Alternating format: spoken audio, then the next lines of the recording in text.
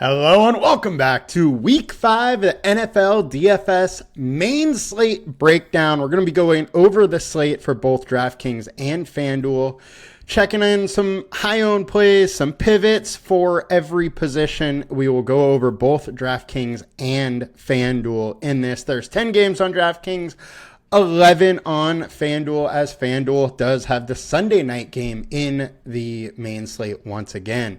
So let's get into it. Now, before we do, please come join us at LineStar. $39.99 per month gets you access to everything we do. All the props, all the DFS. You get it all. One low price. Let's go. All right.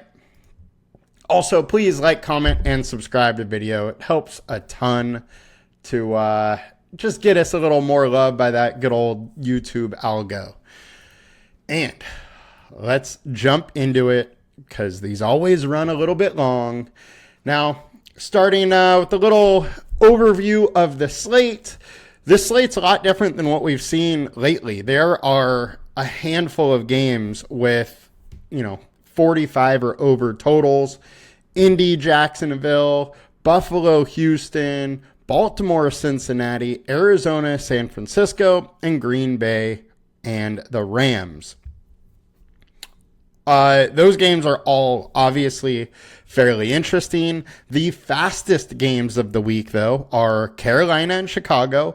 Low point total, but there's going to be a lot of plays in this game as both teams don't use that much of the play clock before they hike the ball. So more plays, just a little higher chance of a shootout or, good fantasy scoring. So next we got Indy in Jacksonville. I think this game is super, super interesting. There is some rain. Excuse me. There is some rain possibility, but I don't think it's anything too worrisome at this point. And then lastly, it is Green Bay and the Rams. So those are the three faster games of the week. This Buffalo-Houston game, Baltimore-Cincinnati, Arizona, and San Fran are actually some of the slower games of the week. That's just, projecting less plays. They take a little more of the play clock before snapping the ball and kind of that kind of stuff. But those offenses are a little more efficient, so they do still have that ability to, put up a ton of points, as we know. San Francisco is one of the slowest teams in the league, but is one of the highest teams year in and year out, scoring-wise, just because of how efficient they are, and they're able to get these big chunk plays. But if those chunk plays don't happen, then the fantasy scoring dries up really quick. And that is kind of why I like to go through this and say some games that, should go faster paced than others. Now, on the FanDuel slate, the night game, the Dallas versus Pittsburgh, that is actually probably the fastest game of the week. So there's definitely some interest. Not only is it the hammer on the slate for FanDuel, the speed is going to be a little bit higher. We know Pittsburgh's D is amazing, but there's still going to be some interesting spots to target in that game. All right, getting over to DraftKings, starting it out, highest owned quarterbacks. Let's shrink me a little bit, or just make sure I'm over to the side there. Highest owned, we got Trevor Lawrence, 17% owned. I absolutely love this game environment. However, I do have to say this. I like it a lot more if Joe Flacco is under center for the Colts. And if he is under center, I like the Colts stacks just as much as I do like the Jaguar stacks. Now, Trevor Lawrence has been awful so far this year.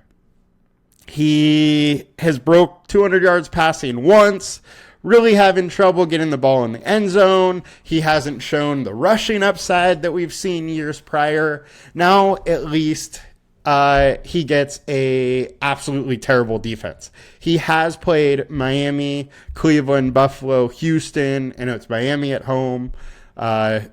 they've been away 3 of the 4 weeks. Cleveland is a solid defense, only one at home.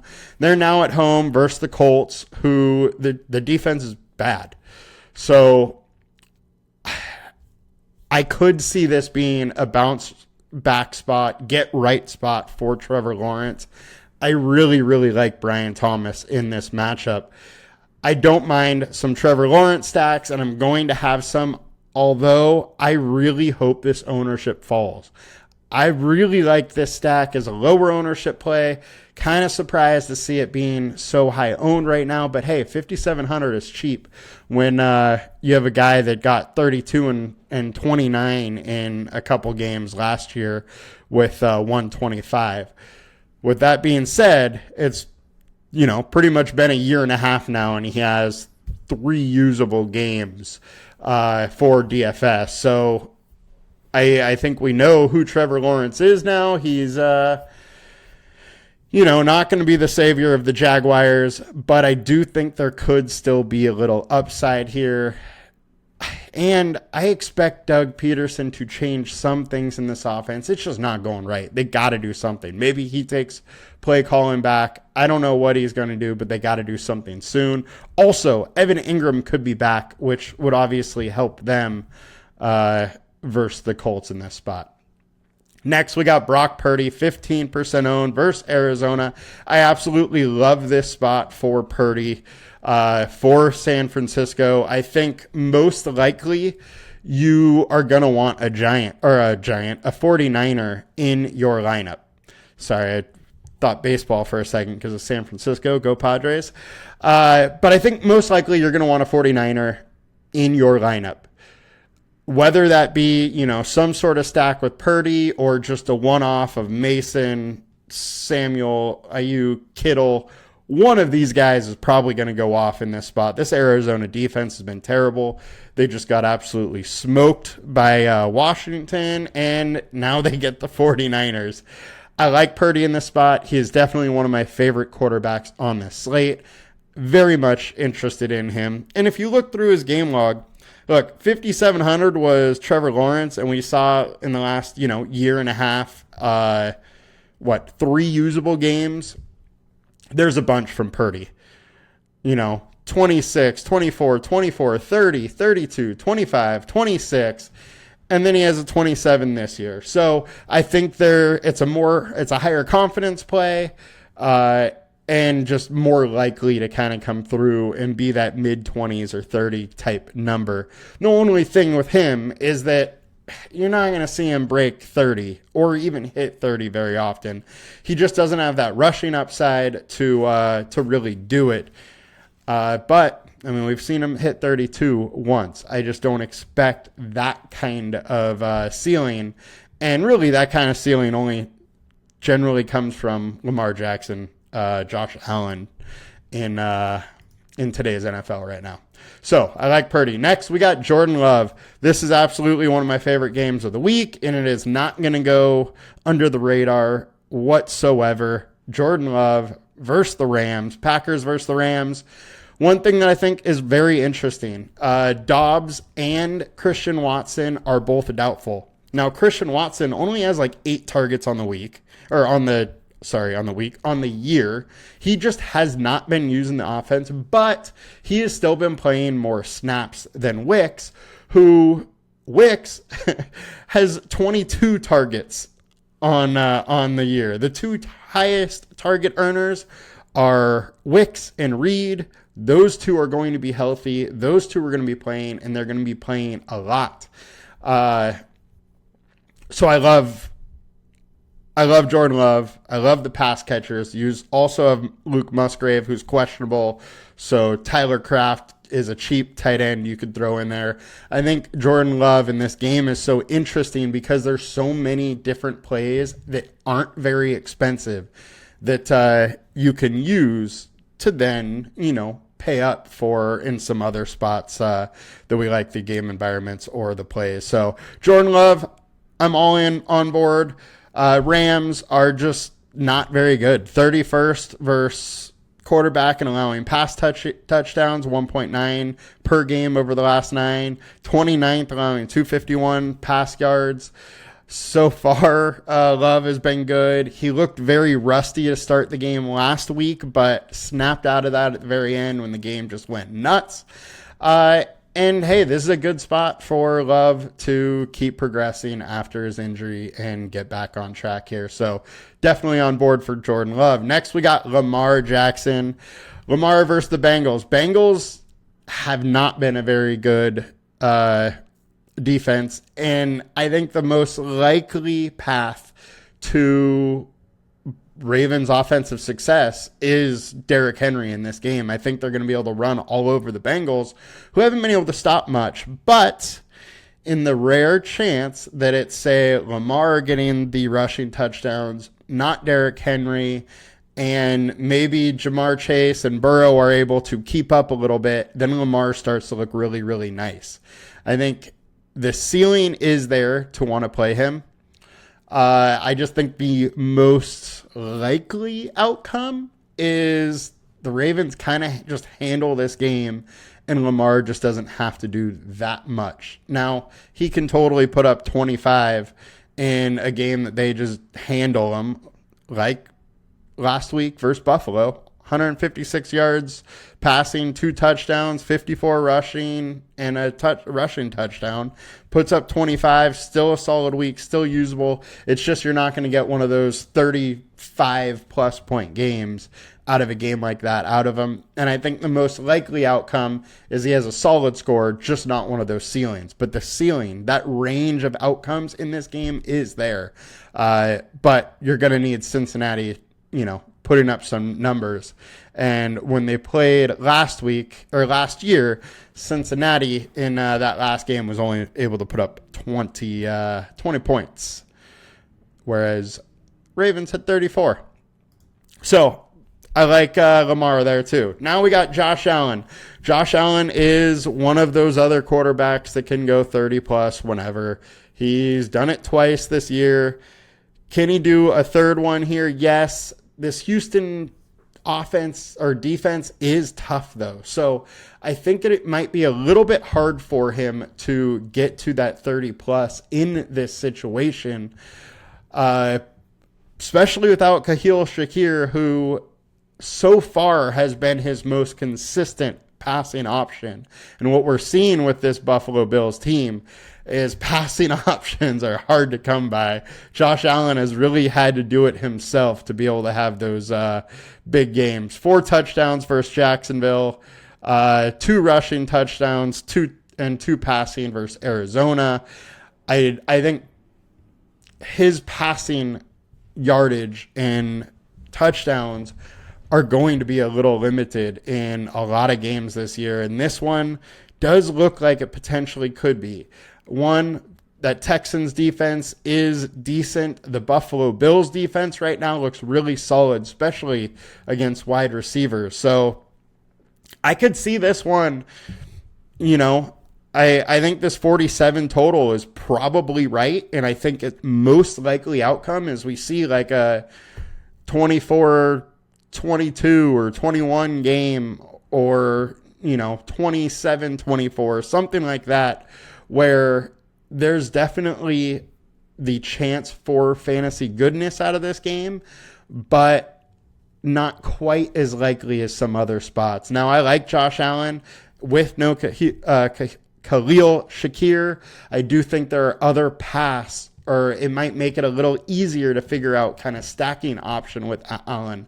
But that is one of the hardest things with him is you just don't know who it's going to be from week to week. Now, at least his stacking options are relatively cheap. So I don't mind some Josh Allen, but definitely not trying to go there big time. I think it's a tough week for Jaden Daniels, but his rushing upside always makes him in the conversation. And then I think Joe Burrow, as far as a lower owned pivot, I talked about how I think this game is one of the ones that could go nuts. Say the Ravens get up to a quick, say 14-0 lead. Cincinnati then is going to get super aggressive, and that is when those big big, like, Joe Burrow games happen is when they have to get really aggressive. And when they do, that's when, Burrow's throwing for 4 touchdowns. Higgins or Chase have a giant game. And that's the scenario that I think needs to happen for Burrow. So with Burrow, I'm going to be stacking him big time. It'd be Burrow, Chase, Henry, all in the same lineup, which might be a little hard to fit just because all of their price points. But that's the kind of setup I want to do, where Burrow, Chase, Eric All, or Yosevas or something, to save a little bit. But I definitely want to do more of a game stack if I'm using Burrow, because the only way he really gets there is if Baltimore is pushing them a little bit. I doubt that they're going to come out super aggressive against the Ravens. So with that, we need the Ravens to kind of strike first and Burrow fire back and get a little aggressive. Now, I liked Anthony Richardson in this spot, and this is more so to just talk about this spot in general, because I hope Flacco starts this game, for the reason being that the Colts play fast. And without Jonathan Taylor already in the game, or already out of the game, they're going to go extreme throw if Flacco is in the game. And then it brings up, Pittman and Josh Downs as legitimate plays in this game versus Jags defense that has got torched. So I am very much interested in this game as a whole. I am more interested if Flacco has the spot, but still a little bit interested with Richardson for the reason being that he is so good with that deep ball, where if he connects on 1 or 2 and it really speeds up the pace of this whole game, where the Jags start getting a little more aggressive, then it becomes very interesting. But either way, this game is interesting, but I do like it a little bit more if Flacco is the quarterback. So just let you know that. Now, moving over to FanDuel. All 3 high-owned guys, or 5, we've already talked about. Lamar Jackson, Jordan Love, Brock Purdy, Trevor Lawrence, Jaden Daniels. One other guy I wanted to talk about was Justin Fields. This is the fastest game of the week on the FanDuel slate. We've seen 2 games in a row now where they have allowed Fields to do a little bit more. The game against Indy, they were down huge, quick. So no surprise they allowed him to do a little bit more, but it is second week in a row where he was very good. And I think that's only going to continue here. This Dallas Cowboys defense hasn't been good. Plus, Parsons, I think, is doubtful. DeMarcus Lawrence is out. The defense is banged up a little bit right now. And I think Fields becomes very interesting. I don't think it's super... I don't like his price point. 7,600 I think is too much, because I don't think he's going to be asked to do that much in this game. I think the Steelers most likely just come out, run the ball, manage the game, unless Cowboys hit them in the face, and they have to, respond. So I don't totally love Fields, but it's another spot where if I'm playing Fields, I'm going to probably have somebody on the Cowboys side, a CD or Jake Ferguson or something like that.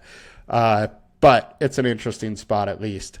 Now, onto the matchup tool. Best matchups of the week. We got Trevor Lawrence, Matthew Stafford, Jordan Love, Anthony Richardson, Deshaun Jackson. Deshaun Jackson didn't put up the numbers versus Vegas. They lost, but I think he's at least starting to look a little bit better. I think his time's coming. I just don't want to play him yet.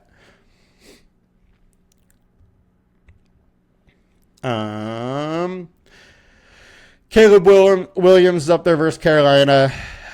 This is one of the faster games of the week. Carolina, the offense has shown that it can move the ball with Andy Dalton. So a little bit of interest, but I think most likely they're going to try and run the ball there. And if they have success, then Caleb's not going to be used that much. If they don't have success, then this game could get pretty ugly and just not many points scored. Josh Allen is also popping up as a good matchup in this spot. Moving over to running back. We're getting a little long-winded today. All right. So Jordan Mason, highest owned running back. I love the 49ers in this spot, and Jordan Mason's in a good one. I've been off him a couple weeks. This is too good of a spot for me to not have some. I had some last week, was totally off him versus the Rams. And I think I was off him versus Minnesota too, but I got to come back versus Arizona. Kyren, the usage has just been outstanding, and it's not the best spot in the world, but the usage is going to be there, and he is used if he is catching the ball or running. Either way, I think you can go back to Kyren. Chuba Hubbard versus the Bears. My thing with Chuba is he has had two very, very good games versus two poor rushies. The Cincinnati Bears or the Chicago Bears aren't a great rushy, but they are definitely better than those two. Now, he's getting a solid workload, but he's still only playing like 60% of the snaps. Miles Sanders is sprinkled in there like 40%.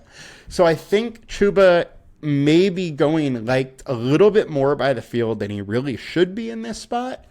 2 ceiling games in a row. Those are like his 2 best games ever, minus this Tampa Bay one. If you take those, he's Jerome Ford going way higher owned. And I don't love the spot. I get it. I'm going to have some, but I'm not going to go super hard there. Josh Jacobs is another interesting one for me. His usage week to week has just been very hard to figure out. 13 touches last week, 15 the week before, 32 the week before that, and then 18. I think most likely he gets 16, 20 touches. It's a game that they should be able to handle, which leads to think that they may lean on him a little bit more. But, they could switch it up a little bit. I'm blanking on his name right now. Emmanuel Wilson, that's it. Emmanuel Wilson, though, has been sprinkled in, and he's playing like 40% of the snaps. So it was 38 week 3, 41 last week. He's sprinkled in. I think Wilson is a nice, cheap pivot to throw out there in those big, millie maker type tournaments where if it doesn't go to Jacobs, it goes to Wilson. And you could surprise everybody with a 4K play that went through, especially in a week where they're minus some offensive weapons. So I like Jacobs. I think he's in a very good spot versus the Rams, but there is some question on his workload. And that's the only reason I'd really be considering to fade him. Kenneth Walker, I absolutely love and will definitely be playing, as well as Derrick Henry. I think Jordan Mason, Kyren, Kenneth Walker, Derrick Henry are my 4 running backs I like the most. I'm probably going to play them a lot with, Jacobs maybe right around that. And then after that, it gets real ugly at running back in my eyes. So Travis Etienne is one that I have kind of marked as an interesting one. Nobody's going to go here. His workload has been scary. 14 touches, 16 touches, 15 touches, 12 touches. So the workload hasn't been there, but the Colts have got gashed a couple games on the ground. I guess you could throw Bigsby in here too, as, he's been getting regular work. I wouldn't be that surprised if Etienne or Bigsby was able to get it done. It's just hard to click that name, and Etienne's price is still up there, even though he's not getting that workload like he was last year. There's not those 20-plus touch games in there, but we know he's explosive, and he can bust a big run, and he's done it versus Indy before. If you look last year, the 2 times he played them, 18 for 55, and 2 touchdowns with 3 receptions for 28. The other game, 77 yards, 27 receiving, and a touchdown, both over 20. So there's absolutely a path to his success. Manuel Wilson, I only wanted to talk about because of Josh Jacobs. I think the spot is interesting, and he's being used more than most people think. Jeremy McNichols. Brian Robinson is questionable. If Brian Robinson's out, what we saw last week, I thought Brian Robinson was going to come in and just play, most of the snaps or 80% of the snaps, and Mickles might be sprinkled in. Robinson's role stayed the exact same, and Mickles just jumped in for Eckler. Now, Eckler is in, and Robinson might be out. So I don't think they're just going to let Eckler take all the snaps. I think most likely what's going to happen is that McNichols could come in as the every down back, or the rushing first, second down back, and Eckler sprinkled in his 40-50% like he has been so far this season. If that's the case, McNichols starts to look pretty interesting versus this Cleveland's team that, while they've been solid on the ground, at 4,600, you don't need a ton to go your way to make the play work. Next, we got Tyrone Tracy, 4,300 versus the Seahawks. Devin Singletary is doubtful. Most likely Tyrone Tracy stepping in as the RB1. The thing that I think is so interesting about this play is he is a converted wide receiver. His senior year of college, he flipped to a running back. He was drafted as a running back, but we've seen them use him at, wheel routes and different routes down the field.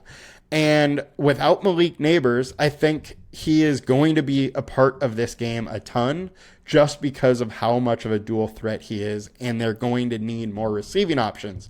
So on a site like DraftKings, where it's point per reception, I think he starts to look very, very interesting. He's been targeted every game this week, or every game this year. He's had up to 3 targets, but only playing very little bit. I think now he's going to move into a spot where he's going to likely play a ton. And at 4,300, not the best spot in the world versus the Seahawks, who likely dominate this game because there's no Neighbors. But I think he's going to be used enough where there's a path to him being usable. And if he gets in the end zone, he catches, 4 or 5 balls, something like that, he can get 20. And at 4,300, it's pretty interesting to me. So on to FanDuel running back. Only guy I wanted to talk about that we haven't already is Najee Harris. There's no Jaylen Warren. There's no Cordell Patterson. It is the Najee Harris show. I think he's going to get pretty much everything he can handle in this game. So I would not be surprised for 23, 25 touches, something like that. And with the Dallas defense that beat up, it starts to look pretty interesting. And high owned guys, it's all we have talked about. The only one we haven't really is Jerome Ford, who I wanted to touch on. I don't mind Jerome Ford. It's in a very good spot. There's still no Nick Chubb. My only worry here is he just doesn't have a ton of upside. We talked about this with a couple of the quarterbacks. You have one game of 20 plus points in a year and a half of him being, the lead guy. He's very consistent at being low teens or 10 to 13-ish. But he's got to get in the end zone to really be able to do it. And he just hasn't been able to do that with any sort of consistency. And so that is what worries with me. I think there's a path, but I don't love the play. And I think he's being a little higher owned on good old FanDuel. Other one I want to talk about is Ramondre Stevenson. Week 1 and 2, the Patriots were in the game. He played a ton of snaps. Week 3, 4, they're out of the game, and he plays 55%. There's also his fumbling issues. So people are going to be very scared to play Ramondre. But in this game, where they could be in this game the entire way, it could stay close, and the Dolphins haven't been good against the rush, I think there is a path to Stevenson being one, lower owned than we're projecting, and two, have that ability for the big game. So a little interested in him. And now let's get over to the matchup tool real quick with our best matchups. Joe Mixon, he is actually out now. So it is either going to be Cam Akers or Dameon Pierce in that spot. Whoever is starting and is the guy is in a decent spot. So you got to consider them. Ramondre Stevenson next, Jerome Ford, Najee Harris, Brian Robinson, all in very good spots with Derrick Henry and Josh Jacobs right there as well. Now, moving over to wide receiver. Sorry, this one's going long, guys, but just had a lot of different scenarios to talk about. So we got Jaden Reed, 23% owned. I absolutely love him. Great matchup. Love Wicks also. Nico Collins, Buffalo has been very, very tough versus the wide receiver. Only 86 yards a game. They have played sorry, that's not who Buffalo has played, but Buffalo has played some decent teams. Nico Collins has been an absolute beast. If there's a game that he could let down so far this year, I think this is it. I don't love this spot for him. Amari Cooper, he had an 80-yard play called back. If that reverses, it's 2 weeks in a row that he's had a huge game. We've seen him go for 20-plus in a handful of games. He's only 6,200. He's in a good spot. I don't mind going back to the Cooper well. Just hope his ownership comes a little lower. Brian Thomas, I absolutely love. I'm pretty much considering him the number one in Jacksonville now. He has 9 targets the last 2 weeks, and I think this is a spot where they're going to target him again a lot, and he could have a big player too. DK Metcalf, the new offense is so good for DK, so good for JSN. I think one of these Seattle receivers you have to consider in any type of lineup, but DK is firmly in consideration. Christian Kirk, I don't like him as much if Evan Ingram is back, but this game environment I like, and I don't hate that play. Josh Downs, if Flacco is in, I love Josh Downs. If he's out, then I'm probably not going to have much Josh Downs. Jordan Whittington finally had the role that I expected him to have a couple weeks ago. 6 receptions for 62 yards. He's cheap. I love this game environment. And McVay was actually designing some plays to get him the ball.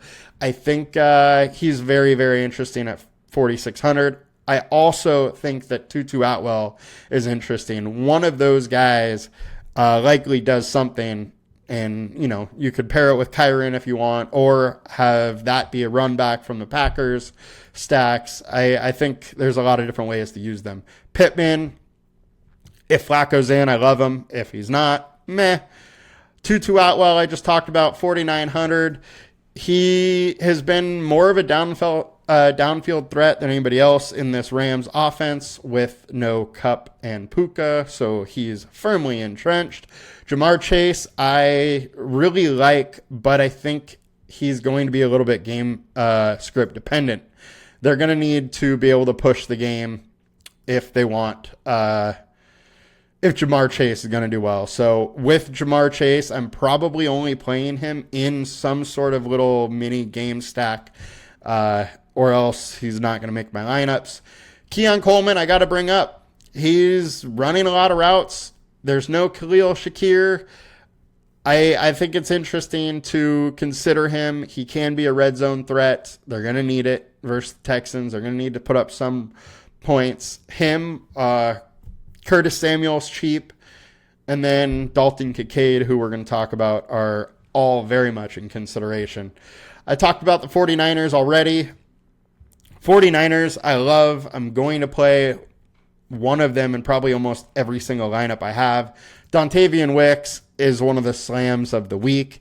His ownership is going to be way, way higher than we're showing right here, I think, though. Everybody's been talking about him. People were high on him all offseason. Now he's going to get the chance, and if both Dobbs and Watson are out, he's going to play a ton.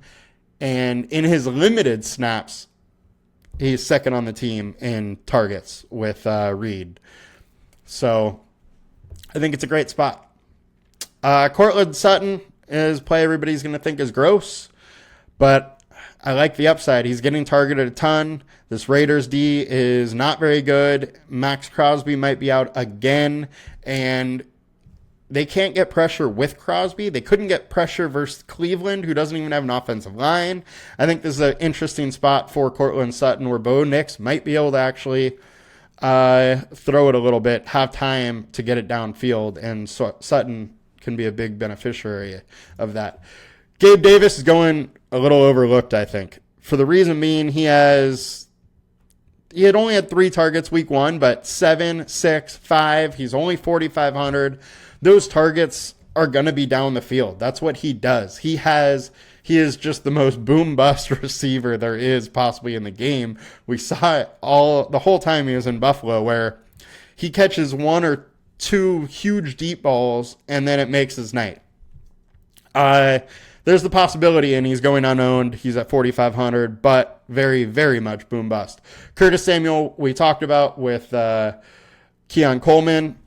These receivers are just cheap, and they're going to have some opportunity this week, so you can kind of mix and match and figure out how you want to play them. Luke McCaffrey. Noah Brown's out, so Luke McCaffrey might just be shoved into the WR2 role. And you got Ward on the other side with Terry McLaurin. So somebody's going to have to make a play. Ertz can't beat man. McLaurin's going to have a very tough matchup. You got McCaffrey, De'Ami Brown. Somebody's got to do something. McCaffrey at least is an interesting rookie that we don't really know about. Only guy, there's 2 guys I wanted to talk about on FanDuel. George Pickens. The skill is unbelievable. It's just he needs a little more volume. He got it a little bit last week. Dallas Cowboys offense is beat up a little bit, or defense is, but if their offense can push the Steelers, make Fields air it out again, there is big games coming from Pickens, so got to consider it. And then Jalen Tolbert. Brandon Cooks is out. Tolbert's going to be the WR2. He's had some good numbers, so separation. Pittsburgh is going to key in on CeeDee Lamb. Like, you stop CeeDee and you stop the Cowboys pretty much. So I think Tolbert is going to have his opportunities to try and beat the Steelers, and it's just a matter if he is able to or not. So he is definitely a little bit interesting. Matchup tool, Cooper, Christian Kirk, Pittman, Sutton, Flowers, all on the very top of the matchups. All are very interesting and can be considered. We're not going to go into all the matchups, but just touched on them real quick.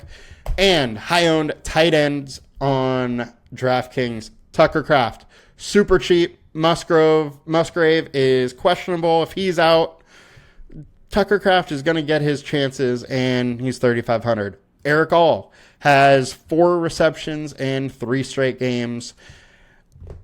If you are playing this game or you need to pay down tight end, he's interesting.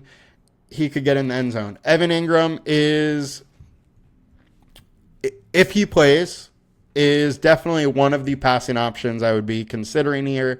We've seen some big games from him. We've seen, solid reception and yardage games without touchdowns. If he gets in the end zone, he's a guy that can kind of break the slate, get 25 plus, and there's very, very few tight ends that can do that. One of them is George Kittle, who is definitely on my radar. As I've said, between Kittle, Mason, Ayuk, Samuel, almost one of them is going to be in on every single lineup that I have. So Kittle can just break the slate. Want to bring up Dalton Kincaid. So Shakir has been the most reliable receiver. Dalton Kincaid is going to be pretty much the wide receiver 1 in this spot. Also, Shakir is a little more of a slot type player. So him and Kincaid can take some of the same part of the field. Without Shakir there, Kincaid is probably just going to have the middle to himself. So that's definitely interesting.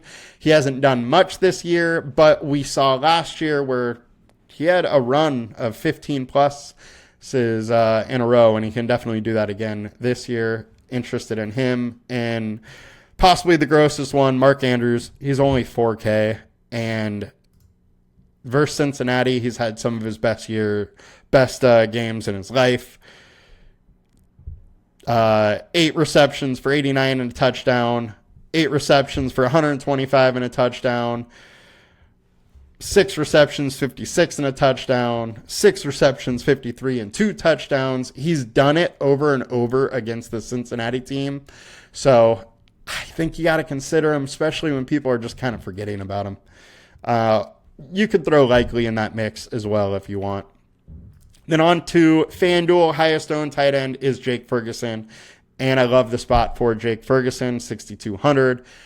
Pittsburgh, the path to least resistance is through the tight end. They're 22nd DVOA versus the tight end. So with Pitt likely focusing on stopping CD, I think Jake Ferguson pretty much comes the default number 1. And I think he's going to get plenty of targets. Median projection is pretty high, but I think there's a ceiling with him too. He just has to get in the end zone because he's going to get his, 4 to 6 receptions for 40, 60 yards type thing. But definitely consider him in that. And our top matchups, Evan Ingram, Mike Gesicki. That is also the Eric All spot. So I think that team is kind of matchup dependent as far as the Gesicki or All, but All has been in more consistently over the last 3 weeks. Daniel Bellinger, Theo Johnson versus Seattle, and Noah Fant versus Giants, and Jatavian Sanders versus the Bears. Kind of finish it out. And getting over to defense, do it quick. Broncos highest owned. They're highest owned on both sites for good reason. Very good D versus the Raiders, who aren't very good. Browns are popping up versus Washington. I'm not a big fan on that. I actually do kind of like the Commanders against the Browns because the Browns don't have an offensive line. The other pivots that I like, Packers versus the Rams. If the Packers are able to get to a quick lead and take Kyren Williams out of the game a little bit, it could get ugly with the Packers just, rushing and trying to get after Stafford. And with the limited talent at wide receiver, who knows how ugly that can get. Seahawks versus Giants. No Neighbors, no Singletary. It's going to be on Daniel Jones, and that doesn't go good. Colts versus Jacksonville. Jacksonville has looked awful 4 games in a row. Colts defense isn't any good, but it's just play against how bad Jacksonville has looked. And then Patriots versus Miami. Miami hasn't been able to get anything going whatsoever without Tua, so why not attack that once again with the Patriots team that can play some decent defense. Highest owned on FanDuel, it's Broncos. We got Carolina there too versus Chicago, which makes some sense just because Caleb Williams has been a little bit turnover prone. Don't mind the Bears either, but don't love the spot for them because Andy Dalton's been a little bit better. And that will do it for us today, guys. Have a good one. We ran a little bit long, but good luck. Let's make some money, and I will see you guys next week. Please like, comment, and subscribe. Peace.